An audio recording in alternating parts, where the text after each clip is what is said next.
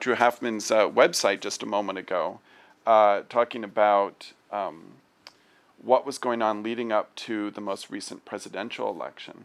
And I think it was because of his harnessing some of the enthusiasm that students had for that election. I'm sure that was one reason why a number of my students have been really enthusiastic about his class and his classes. When I taught a class this past fall on English for Educators, I call it, basically advanced writing for future teachers, we were talking about what makes effective teaching and how teaching for say, middle school students would be different from what students expect here. And over again, students told me that they really loved it when a professor showed passion about his or her subject, when he allowed the students themselves to participate, and when they got to work on different activities, especially collaborative activities. And a number of my students brought up Drew's classes as examples of this. So we had been playing email tag last quarter and this quarter, and I'm very pleased that he could join us today and present on promoting classroom discussion at our last winter meeting of the Faculty Mentoring Faculty Program. So, ladies and gentlemen, from sociology, Drew Halfman. Drew. Thank you. Thank you all for coming. All right, yeah, this is a topic that I'm really interested in, and I'm really excited to present on it. Basically, I want to spend a little time just telling you what I do, what the strategies I have. Some of them work, some of them don't work so well. So I'd also like to, discuss, the areas where I feel like I could improve, and I hope you'll have some suggestions for me. I'd also like to have some time to talk about what you've done in your classes to promote class discussion. A little bit of background. I almost exclusively teach upper division courses, usually with a class size of 60 to 80 students. The main courses I teach are social welfare, political sociology, and the sociology of health and illness. I'm really committed to using a lot of discussion in the class. I think it's good for learning, but also it just makes it fun and interesting for me. I think it makes it a lot more fun. It allows the students to get more sort of engaged in their readings and to actually make the readings their own rather than something that's off in the distance for them. I think a lot of students feel a little alienated by being in such a large university, and I think they enjoy coming to a place where quite a few people in the class know their name, including the professor, and they have sort of a place there. So I think it's a good thing. It also allows me to sort of gauge how students are doing. I ask for a lot of feedback. Do you get this? Do you understand it? And I try to create an environment where they can actually reply to that honestly. It is a little scary to do discussion in classes because, I think a lot of professors are worried about dead air. Basically you throw out the question and the students are just, you get nothing. It's happened to me, and yeah, and it's very, it's very aggravating. But I think it also helps keep things interesting, and also oftentimes I can sort of keep the materials that I use, I can keep them fairly stagnant, but what I change a lot is how I teach those things, and I'll try new strategies and stuff, and that sort of keeps me on my toes and keeps the endeavor interesting. So one thing I try and do when I'm doing this discussion stuff is to try and get away from worrying about, am I going to look like an idiot? Am I going to look goofy? I try to focus on, let's just really deliver something of value to the students. And if you do that, they really will forgive. If they leave thinking they got something, they'll forgive, quite a few, things. Okay? So that's sort of the general philosophy. So I'm going to talk about a number of strategies that I use, grading for participation, the messaging that I provide to students about the importance of discussion, the guidelines I provide about what is good discussion. I'll give you an example of some of the small group activities that I do. There are also a number of other elements of the course that are not really about discussion, but I believe they help facilitate discussion. And then lastly, I'll talk a little bit about what I actually do when I'm in a discussion and sort of the strategies I use. And then at the end, we'll have some questions. Okay, so the first is the participation grade. By By university policy, you're only allowed to have a participation grade of 10% unless you justify otherwise. And so I do. I put 15%, and right under that on my syllabus, I put this verbiage right here. I say, you know, this course is going to be run seminar style, and that participation is a key component of the course. I have an Excel spreadsheet in which I have the names of all the students, and after each class, I go to that spreadsheet and give them a participation grade. What that requires is that I know all the students' names. So I do memorize the students' names, and the main way I do that is I take photos on the first day of class, and I also have the students fill out a seating chart. And I tell them, you know, that they don't have to, they need to stay in those seats for the first 3 weeks or so while I'm getting the names down. After that, they're free to move around. Of course, they never do move around. You know, once they're in those seats, they stay there. Okay. There's a seating chart. You know, I have the students fill it out, and then I type it up for myself, and I start learning it. And it's really not that hard. You know, if you have these photos, this is my last class. You know, you have these photos on your computer. When you have a spare moment, you just kind of look it over, figure it out. And, you know, I've had one quarter I had 2 classes of 80. And that was a bit challenging. But it still worked out. And there usually are at least a few students who never talk, whose names I don't actually get. You take individual pictures besides these? I take the large pictures, and then I take row by row, basically, but not individual ones. Okay. I think the first day is quite important for establishing a discussion-oriented class. I try and tell the students that, you know, active learning will be emphasized in this course, that I don't see my job as delivering a lot of facts. I mean, this is going to vary by discipline, but, you know, my goal is to sort of be a facilitator to help them sort of understand what they're learning and think about it. I tell them that I don't really care whether I get through the slides or not. They're welcome to stop me at any time. I find sort of the discussion to be more important than, you know, delivering everything I've planned to deliver that day.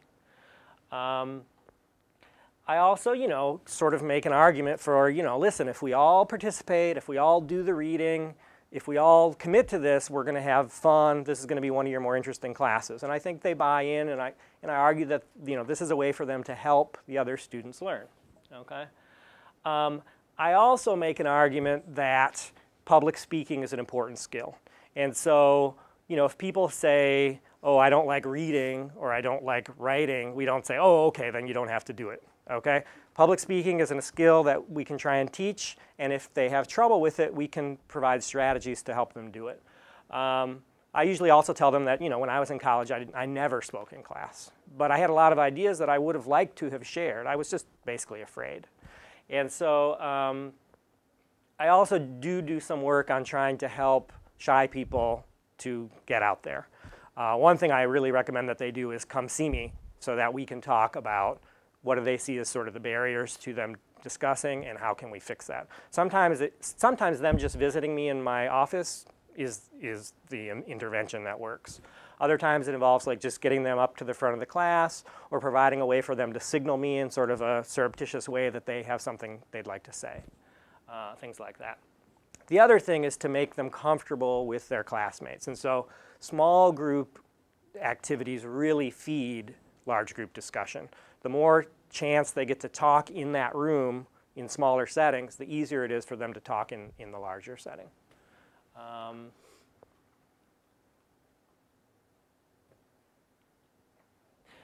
I should say here as well, so there's a number of students that never will talk, and so there is this participation grade, and so that puts them in a real quandary. And so I do provide an alternative means of participation. They can participate in the online forum on SmartSite, or they can participate in the wiki on SmartSite. The wiki is a list of terms from the course that students can, so a wiki, for those of you who don't know, is it's a shared document, essentially. So it's a document that all the students can access.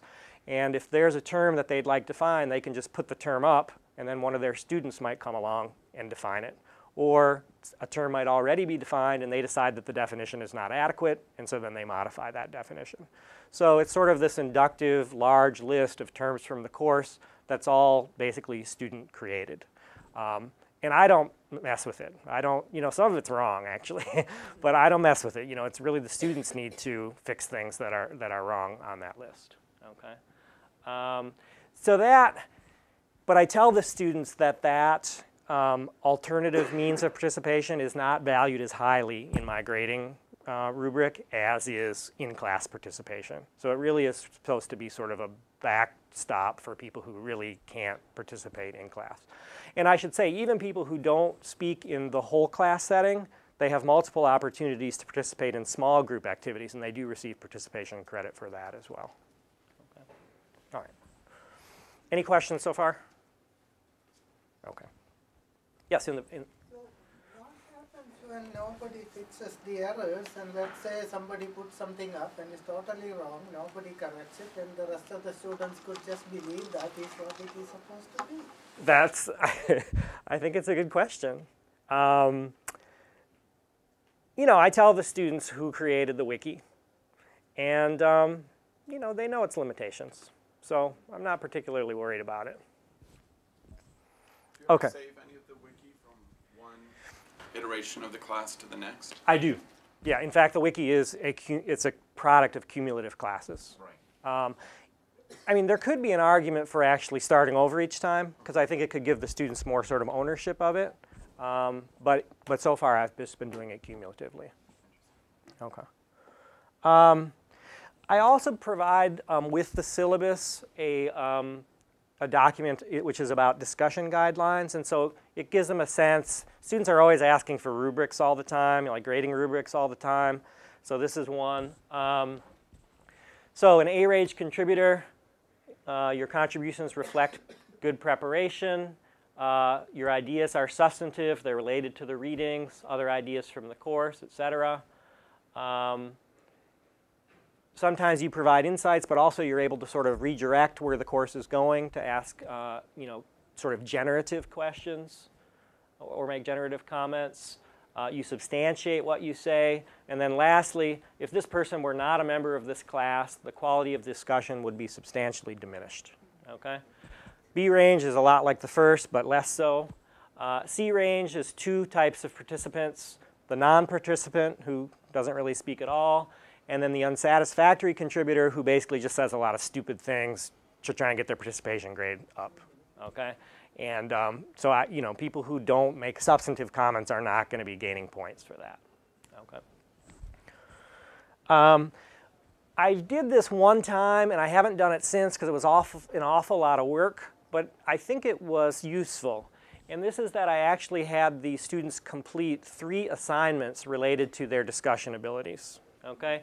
In the first assignment, they did an assessment of what they think their discussion abilities are, their strengths and their weaknesses, and then they set a list of goals that they wanted to achieve over the course of the quarter in terms of their discussion abilities. The second assignment was mid-term, and this asked them to assess their progress thus far in terms of their discussion. The last assignment was at the end of the course. It asked them to do a self-assessment of did they meet their goals, if not why, what factors hindered their progress, and then I also asked them at the end to name somebody in the class who they thought really contributed to their learning. And I told the class which people had been chosen in that assignment.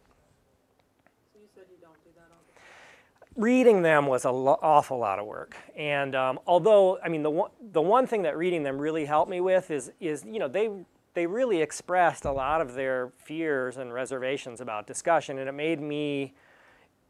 It was a sort of it was a class in which I had been having difficulty eliciting participation, and when I read about their sort of struggles with it, it made me a little more empathetic, I think, to what they were facing, and it also gave me an opportunity to discuss what they'd written with them, which I think, brokered things a little. The weird thing, too, is like almost all of them said, I'm afraid to talk because the other people are going to think I'm stupid. They're going to think what I say is stupid. And like, how could everyone in the class, think that? So that was kind of interesting. Okay. The other thing I do is small group discussions. I try to always limit these to groups of 6 or less. I think anything more than that, and you get sort of free riders in the discussion. I think these are really important, not just for that day's discussion, but for creating a climate of discussion throughout the whole quarter. I also have the students memorize the names of everyone in their group. That's an important thing for sort of building, comfortability among the class. When they do these small group activities, 3 of the members of the group choose one of these roles. The facilitator, who basically keeps everyone on task and guides the discussion. The recorder, who takes sort of verbatim play-style notes of the interaction. And then the presenter, who will be responsible for presenting to the whole class, what the small group came up with. I collect the notes that the recorder takes. This is a way for me to sort of monitor what's going on and make sure that there's some sort of product coming out. I also circulate while the small group discussions are going on. I mean, when I first started doing these small group discussions, this is not the way that and when I was in college, it was just straight lecture, no movies, right? And so I really had a hard time initially doing these sort of small group discussions because I felt like it was, fun and games or not real learning, or the students were just going to goof around a lot. But I've changed my tune. I really feel like it really makes for much better discussions later in the class. And I do try and keep these fairly short also so that we have room to discuss as a group as well. But it really sort of primes the pump for the later class discussion. Do you keep them in the same groups and you have them memorize the names of the people? I've done it both ways. So usually I have them group in their row. And in the past, sometimes I would have them group. One time they'd group in their horizontal row, and the next time I'd have them group in their vertical row. I think I'm inclined more, so that then they would know more people in the class. I think I'm inclined to keep them in the same group all the time because I think they like it.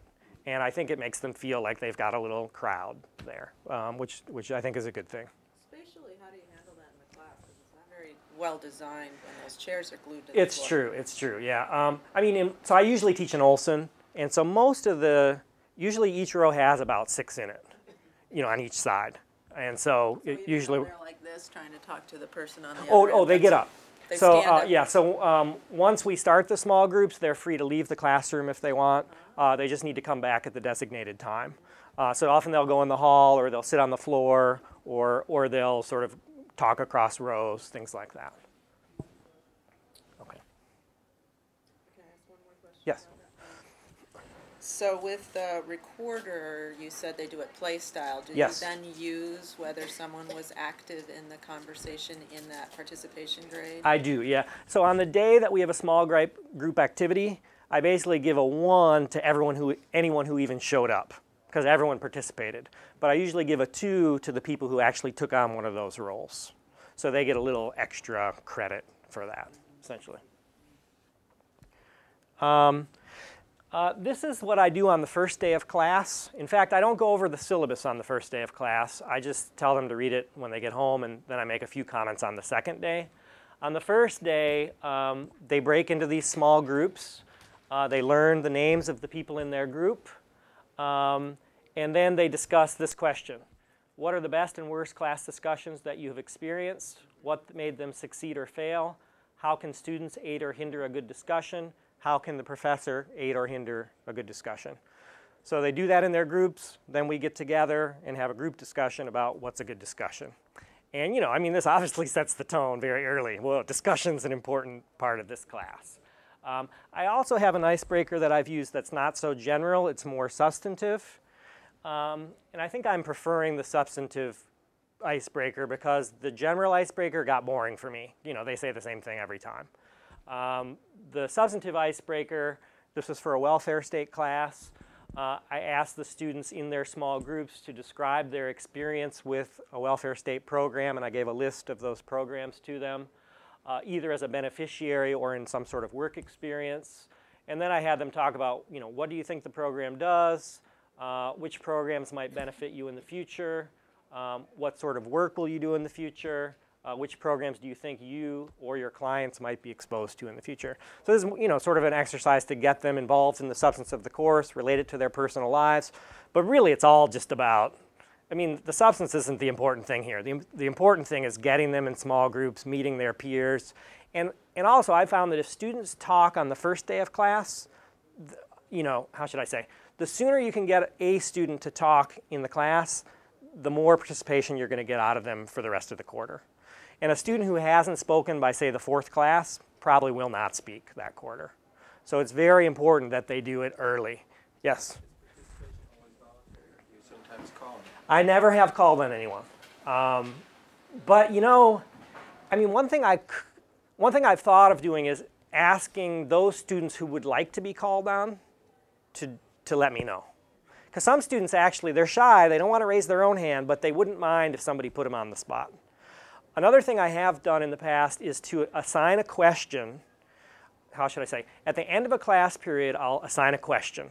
And I'll say, at my next class, we're going to have a round robin on this question, meaning every single person will speak. Who would like to participate in the round robin? Okay? So a number of students pre-commit to say something at the next class on this particular question. And I also say that they can pass. So I do call on each of the students in the round robin, but some of them actually pass.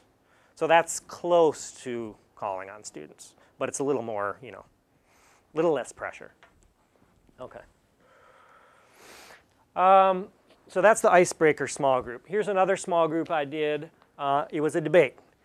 We had a debate between 4 positions: those who are in favor of a large welfare state, those who critique the welfare state from the left, those who critique it from the right, and finally an environmentalist critique of the welfare state. The students broke into their groups, prepared a presentation. Their presenter became the debater. So they prepared for 25 minutes, and then we had a debate. Each of the 8 teams did a 2-minute opening statement. Then they had a minute to rebut the statements of the other team. Then we took questions from the floor. And then finally, we had another group discussion about how the whole exercise went, essentially. Another one. This was in my health class, basically a debate between 4 health systems, US, Canada, England, and Germany. Similar sort of situation. So those types of small groups are more like they meet for 20 minutes or so and then we reconvene. This is like a 5-minute thing. And you basically work with a partner, you know, basically the person next to you. And I asked them to work with a partner, and so we were reading a ethnography, you know, based on participant observation. And there were a number of sort of broad theoretical claims in the book, and then a lot of sort of participant observation data to back up those claims. So what I asked them to do was to identify their favorite story within the book, and then to talk about which of the theoretical points in the book that story illustrated. Okay, so they did that just for 5 minutes or so. And then we came back, and I basically just went around and had them talk about it. So sometimes the students, like, they haven't done the reading, or they did it a while ago and they don't really remember it. And if you can just give them that little 5 minutes in the beginning to just refamiliarize themselves, it can really generate more talking. This is a simulation that I did for a whole quarter in my political sociology class. It was a simulation of the California primary. This was a ridiculous amount of work, but the students, I mean, they loved it, and they really rose to the occasion. If you want to go to the web address there, it basically contains all the work product that the students produced for that course. What I did is I divided the students into a number of campaign organizations, you know, each for these different candidates.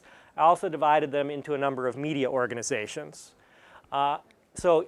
Each campaign organization had 4 roles. One was the candidate, one was the chief of staff, one was the press secretary, and one was responsible for public relations. So they would actually, we would break into small groups during class, and they would, you know, plan their campaign. And then we had a variety of events that they had to produce materials for. We also had media organizations, and the media organizations, so these were basically groups of 4. So we had, I think, let's see, 1, 2, 3, 4, 5, 6, 7, 8, so about 12 groups of 4, essentially.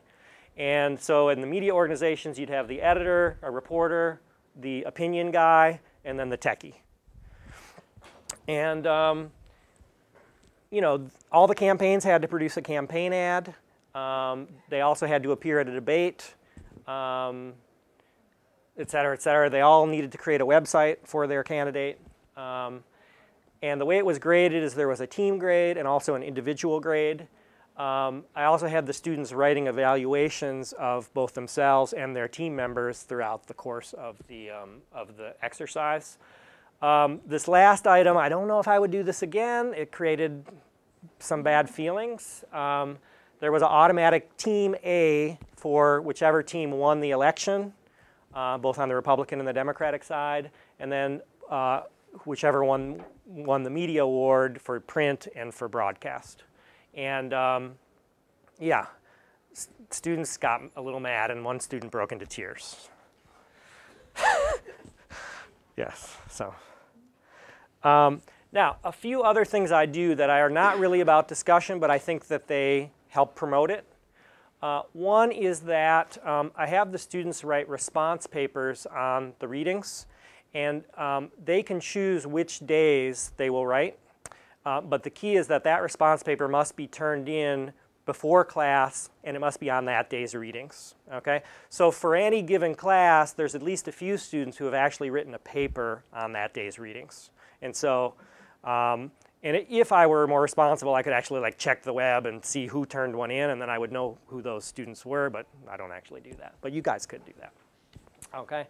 I also do this thing, the response papers themselves. If a student is willing to submit a response paper 24 hours in advance, then I will present that response paper on PowerPoint to the class, and the class will do a critique of the response paper.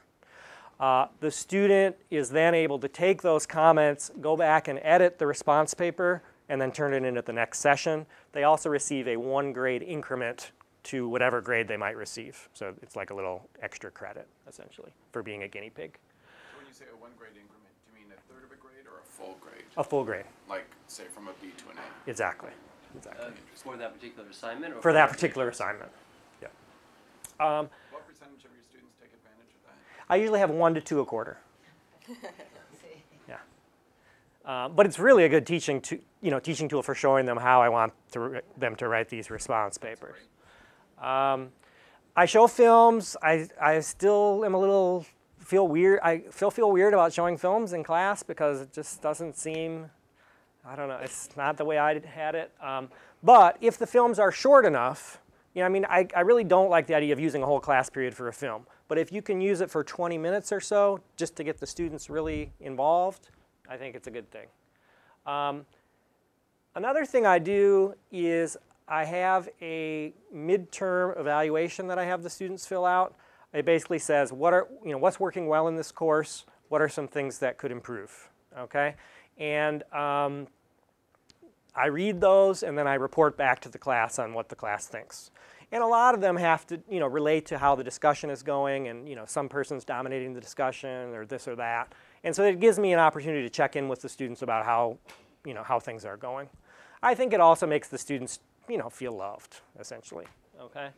And I already talked about the Smart Site Wiki and Forum. Okay. Yes? For the midterm evaluation, so what's the format of that again? Is it? It's basically just 2 questions. Okay. What's working, what's not working. Just in class verbally? No, it's written. It's written. It's written. So I take at the end of the class, I have them actually fill it out, and then I take it home and read them. Do you worry at all about handwriting recognition? Like, these are all anonymous, aren't they? They are. I mean, I don't worry about that because I don't actually know what their handwriting looks like. But I do tell them, listen, if for some reason, I was able to identify you, I'm not going to hold it against you. Yeah. So, but yeah, I don't worry. They may worry, but I think it's okay. What else? Oh, okay. So basically, when I'm teaching kind of like I do now. I have these PowerPoint slides up, and I usually ask after pretty much every slide. I say questions or comments, and almost every time there is. And so, it's just a matter of, and if it's kind of off topic or it's not exactly, where I want to be going, it's okay with me, because for me the key is to have them actually engage with the material. Okay. And that's second point as well. Can I ask a question about that? Yes. If you're setting up a PowerPoint and you know that you may not get to every slide. Yes. Does your presentation, do you organize it very much the way that journalists organize stories, where the most important information is first, and then somewhat less important information second, and so forth, Is- rather than a narrative where there's like some discovery at the end. For Yeah, as instance. much as possible. Yes, I try and put front end it. Occasionally, though, that doesn't work, and so if we're getting behind, and I know there's something late in the presentation that I want to cover, I'll just skip a few slides that are less important. Slides are posted. Oh, that's another thing I should mention is, so yeah, slides are posted, and there are no in-class exams. And so basically there's a paper and then a take-home final, okay? And so throughout I'm suggesting to the students that it's not about memorization, it's about sort of engaging with the ideas. And so that takes a little bit of pressure off the students in their, their note-taking. They don't have to be just kind of getting everything down. Some students will print out the notes in advance and just, write things on the slides. Okay. That also puts more pressure on you and your TAs when you have TAs in terms of all the reading. Yeah, that you have to it's do. a lot of reading. And also the emphasis on writing for your students. It becomes much more important than it would for, say, a memorization midterm class. Absolutely, absolutely. Which I think is great. Okay. So here's a few problems I'm having, and I'd be happy to have your suggestions. So, there's a number of students who never do talk, at least in the large class setting. They do talk in the small groups, but not in the large groups. And I think it's around 30% of the students. So I'm always, I really think I could be doing better at eliciting the participation from really everyone. And it might even involve, one thing that might work is actually making sure everyone does talk on the first day. It could even just be like going around and having people say their names and where they're from. I think that could have a pretty important effect. But it's just kind of, in a class of 60 or 80, it's not really fun for anyone. I could have them tell a joke, perhaps. That might work. Another problem I have is, there's always a few students who are really, they just dominate the discussion. They have their hands up every time. And I should avoid going to them, but they're smart, they have good things to say, and they're going to bail me out of my fear of dead air. So it's so easy to just keep going to them. And so, one thing I have done in the past is set a thing where each student can only comment once. So once you've commented, I can't call on you again, and then I have to start going to other people. And that will produce some intentional dead air, which makes the students uncomfortable, and then people will raise their hand. So why don't you continue to do that? I should do it more. It's just like remembering to do it is sort of the issue. There's also there's a few students who don't sort of get it that they're not going to have an in-class exam. And so they're like, could you go back to the last slide? I didn't get, that last word. And so, so they're really slowing down the sort of vibe I'm trying to create. So I'm not sure how I'm going to deal with that. Do you post your slides online before the class? I actually post the entire course online before, because, I've taught it before. I thought that sort of if they've got those slides ahead of time in front of them, Yeah. then, they're not copying down as much. Exactly. Or at least you could tell them, look, next time, Next print it out time, before print it out. class, and then I don't have to stop with every slide. That did tend to speed things up a little. That's a good idea. That is a good idea. The other thing is, it's all liberals mainly, and the conservatives in the class, I think, are a little scared because of the environment, and that's a problem I have. I'm liberal too. And then the last thing is that I think I've gotten pretty good at sort of eliciting sort of further questioning about my slides and sort of people extending, what's on the slides. But I haven't gotten so good at sort of really creating debate, real discussion among the students rather than them all just trying to say things to me. And so that's something, I'd love to hear some suggestions about as well. Lastly, I'm going to put up a few suggestions that I have not done but hope to do, and I think they're interesting ideas. And some of my colleagues have done them. So one thing is you start the class by taking 5 minutes where everyone in the class just writes down a question, okay? And then you can go around and ask them. My friend does this. He will pose a question and then have everyone in the class write down an answer, and then he actually just calls on people. The round robin can work. You can do something. I already mentioned this thing about choosing the fifth person. Oh no, I didn't say this part. This is the thing where you it's kind of something just in your head. Instead of calling the first person to raise their hand, you wait for more people to raise their hands, and then you call that person. Do you tell them that? No. So it would just be just sort of your own strategy for getting more participation. I like moving people around. Oh, another thing that's not on here that's quite useful is, I used to teach elementary school, and so proximity is very important. So if you have students that are talking to each other or screwing around, if you just stand over here while you're talking, gone. And so those sorts of things. And, and also just pacing to the back of the room occasionally, really wakes everyone up. I've heard this thing of you just have students have some sort of special sign that they do when they don't understand something. This debate thing is something that I think could be fun, is to divide the class into two positions, and then they would debate across the aisle against each other.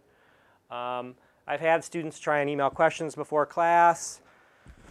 It was a lot of work for me, so it kind of fell to the background. Another possibility is having actually sort of a question box at the front of the room for students who are more shy. I've done that. Most students didn't use it, so I don't even know why I put that up there. All right. Suggestions, not just questions. But any Suggestions. Kind of comment about how things are going in the class. Okay. I did that this last quarter. And did they do it? I probably got, over the course of the quarter, fewer than 10 notes Okay. in 20 meetings. Okay. 150. But for those students, one day I would forget it. Someone come up and go, "Where's the suggestion box?" Is And that I right? did a midterm evaluation. I had them write what they liked, what they didn't like, what they thought I should keep, what they thought I should take out. And several students commented that they liked the suggestion box. I think just having it there, seeing me put it in that spot each time, creates a sense of, I don't have a comment now, but I might later. Okay, right. And sure. knowing that I'm open to receiving that feedback, I think is helpful. Interesting. Okay. So that's all I have. I'd love to hear, ideas of things that you guys have tried or questions. One thing I do in my class is, it's a larger class, and I also want to encourage discussion, is at the beginning go through community agreements, and this is taken from a nonviolent communication training, but one of them, like you were talking about, dominating discussion. So one of the community agreements is airtime management. So just going through those at the beginning of class and kind of setting the stage so that they hear that cue, okay, let's manage our airtime, and then say for talkers, have your say, but let others too, and shy people, we want to hear your perspective too. Okay, great. And how do you do the community agreement thing? Well, they're already set, so I'm presenting them. Oh, I see. Okay, got it. Okay, here are the community. Okay, got it. That we're agreeing to. Okay, got it. Got it. Okay, so it's sort of setting the expectations. Okay, that's good. And two, you were saying about going around and having everybody speak the first day. We use adjective names. So it's 60 people in the class, and I want to learn everybody's name. So we use, probably heard of the first letter of your name and then choosing a positive adjective. Okay, great. And then every time somebody speaks, they say their adjective name first throughout the quarter. Really? That sounds awesome. Yeah. Yeah. I bet that would work really well. And people choose ridiculous words, and then it's just adding humor to the environment. So it's Right. Oh yeah, that's a great idea. Nice. Are those, you were saying these are upper division? Correct. Okay. Correct. Yeah, and they think it's stupid. I mean, they think a lot of the things I'm doing are silly. They're like, seating chart? I mean, I haven't had a seating chart since elementary school. You usually think that maybe it's in lower division classes that people don't want to participate. Sure. I assume that, upper division, they're more interested in it. Sure. They want to. It's more difficult to not have them, Sure. But obviously not. God, I wish that were true. Yeah, I know. That's an interesting thing, though. It is, yes. Two things. One, the reason I asked about taking the pictures, Yes. I have found 6, 7, 8 years later, I will get requests for letters of recommendation. It really helps to Yes. have a bookcase of names, the classes, when they took them, and what their major was. Absolutely. And especially with the shy Asian girls who all Their name doesn't ring a bell to you, Yep. and it really helps. Yes. The other thing, you mentioned that to have to take two positions. You might explore role-playing a little more, because having them take on a role that they have to really think about, how could I defend this? Yes. It would be useful. Yes, and with the conservative, I mean, like when I did the campaign thing, yeah, like when the people, played Romney or Giuliani, I mean, that was a lot of fun for them. So yeah, and that really helped. It really did. Do you usually do that also yourself, like taking a position that's not yours? I do some. Oh, okay. I do some, yeah. Okay, because that would be also interesting. Yeah, and I asked them to play the devil's advocate as well. Right. And some do take on that role. But I think I could do more. I really do. Because and it's challenging to do that. I know. And sometimes, so even when you take on the devil's advocate role, the class still knows that you're doing that. And so, so I sometimes, on my evaluation, sometimes I'll have students who feel that like conservative viewpoints got an airing, but not a fair airing. It was like I don't know, I think they almost felt mocked. You see what I'm saying? By, the devil's, let's now present the crazy position. Do you know what I mean? Something like that. And so, yeah. Well, I'm thinking of trying to find short film clips so that they can hear that more conservative position from the horse's mouth. Yes. That's a good idea. But Yeah, that's a good point, especially you get someone really smart like George Will, for instance. Yes. Just giving like a 2-minute clip on what his argument is and why he believes it. Yes. And let students kind of wrestle with that a little bit. Yeah, that's a good idea. Could you go back one slide to the concerns that you had, I think is the challenges. Yep. Something else you might try, especially if you're dealing with upper division students, and this would reflect to your own commitment to teaching, is to show them a slide like this one. Say, this is how I run this class. Here are the problems that I've run into in the past. Yes. And when you show that first bullet, students who never talk in a large class, you might bring up this slide soon after explaining to them that 15% of their grade depends upon their participation. Sure. And so really what you're saying is like, help me help you.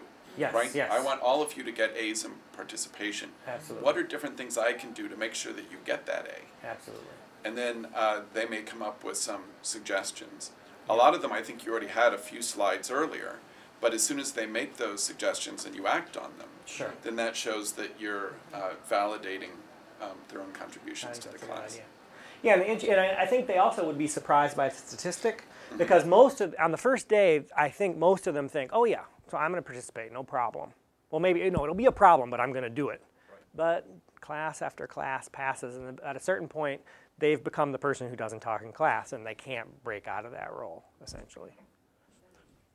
Can anybody remind me why, generally speaking, participation cannot be more than 10% unless you explain why? What's the reason behind it? There must be a reason, right? I have something to say about that, but I'd be glad to hear what others have to say too. No, because to me, especially for my classes, doesn't make any sense whatsoever. Right. Sure. But there must be, if it is in the books, and then we have to justify it if it is more than.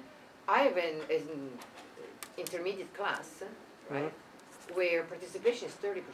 Okay. No, 36, something like. 36. Yeah. Well, because of and because of what they're doing, if they were not participating, they wouldn't be learning. Sure. And we have so many different activities, and I put it in the syllabus, But I'd like to find somebody who comes from the administration that you cannot do that. And then I cannot do my job. So that's the interesting thing. Is there a reason that we know of where it is? Yeah, because I have no idea, but I could imagine a few reasons. Say if you have a class where participation isn't a very strong part of what's going on, it's too much of a fudge factor, and then how would you justify it, that sort of thing. It seems like if they make it, you can have more as long as you justify it. That doesn't seem unreasonable. Okay. Sure. Yeah, and I think some of this might be coming from the attendance rule. Oh. Okay. And so teachers may have been using the participation as an attendance grade, which is prohibited. That's it then. Yeah. Okay, got it then. I just wanted to, I'm sorry, comment on the observation you made of when students come to you in office hours, then they're more likely to participate. One of my colleagues has made the same observation, and so she gave them that incentive as part of their participation grade. So in lieu of participating, you can come and talk to me. Okay. And then she has found that once the students have come to talk to her, now they're starting to speak in class. That's a great idea. Yeah, so I'm going to try that myself. I've also found sometimes if a student talks one day, I'll just sometimes drop them an email just to say, hey, I really appreciated your comment today. And, you know, I think that helps too. There's a technique that a woman named Pat Roberts, who taught math, I don't know if she's still doing it, but she has the buzzword that she uses is think, write, pair, and share. She'll present a problem, have them think about it, write it down, talk to their neighbor, and then they start to share. It's a pretty good, it's an alternative way of approaching things. Nice. And she has found it works extremely well. You think about teaching math and trying to get that into discussion, that ain't easy. Yes, But it works very well for her. Nice. If you want the reference to that, I can get it for you. It's from Harvard. Pat Roberts. Harvard Seminars. Okay. Have you seen it? No. Something else you might consider is all of our students are on Facebook. A number of our students are also on Twitter.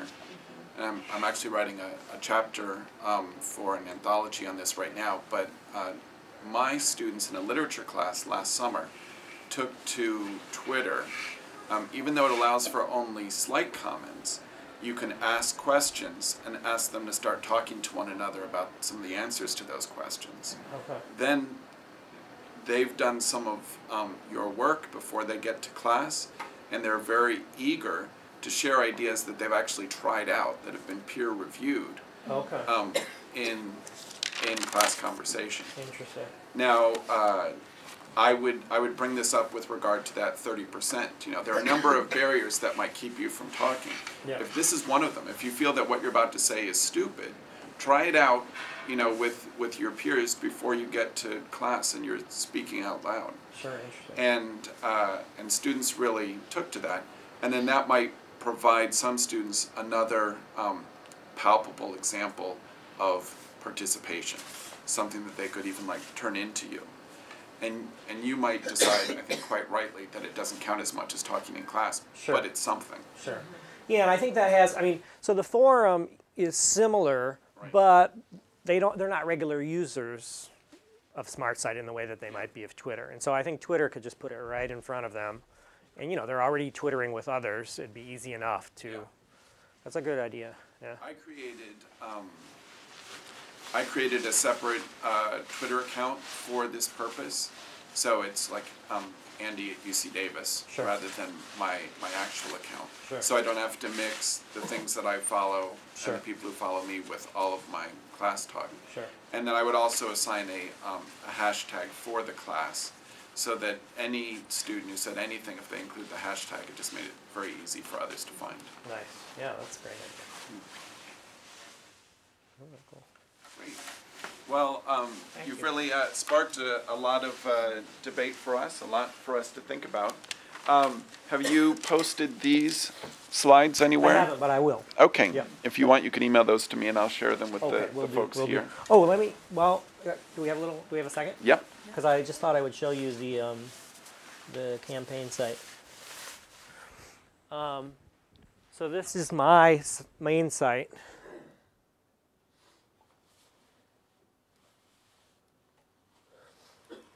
Oops, there's a problem here. There always is, right? Okay, here we go. Okay, so there's Professor Hoffman, and then here's all the, and so then I had links to all the student sites and the candidates. And so this is where they would post their news stories, their videos, all the events. It really added a lot to the debates because you'd have all these cameras in the room. So, the cameras were always being filmed. The debates were being filmed, things like that. Each of the campaigns made their own ad.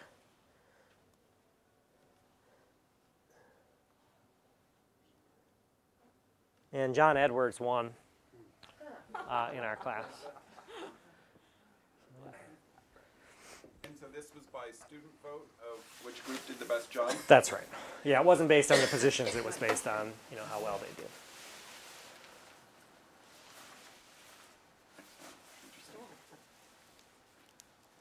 Well, I think a lot of what we need to do as teachers is not only include more interaction, but more of the sort of thoughtful interaction that Drew's been talking about. And that really takes some thinking, where you've got to step back and say, well, what are my goals for these discussions?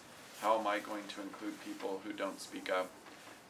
And then how am I going to keep it all relevant too? Because I love class discussions, often for the same reasons that I love conversing with friends, but they do have different purposes. And so we have to think about what it means to stay on topic, Sure. and when we're going to be forgiving when we don't stay on topic. Sure. Another great thing about that is you're really questioning this whole idea of coverage. I love the idea of that there are slides that we will not get to. And it helps students think about, well, what are my goals here? Is it merely just to put as many chapter titles in my head and have them memorized by the end of the quarter? Or is it more about deep learning, comparing some of the principles of, say, these political figures to my own principles, coming up with my own personal ethic? These are challenging things to take on. All the writing that's necessary for your class, I think, is wonderful. Students can learn a lot on a lot of fronts from this class if they invest in it. But it's precisely because you're de-emphasizing coverage, it seems to me, that they will learn so much. And that's kind of an ironic way of thinking about learning, according to the attitudes of many of our students and many of our colleagues. So we should think anew about what the goals are of our classes and how we can reach those goals. Yeah. And and I think it'll vary by discipline. Some disciplines you just don't have. I mean, coverage. I think coverage is more important in some disciplines than others. Yeah. So. Great. Well, Drew Hoffman, thanks very much. Thanks. Have a nice spring break, everyone. I'm heading off to Japan to consult with faculty at the Nara Institute on Science and Technology about these very topics. So I'll have a report back in the spring quarter. If any of you or colleagues you know would like to be a presenter at FMFP in the spring, please let me know. Otherwise, enjoy your spring breaks. Thank you.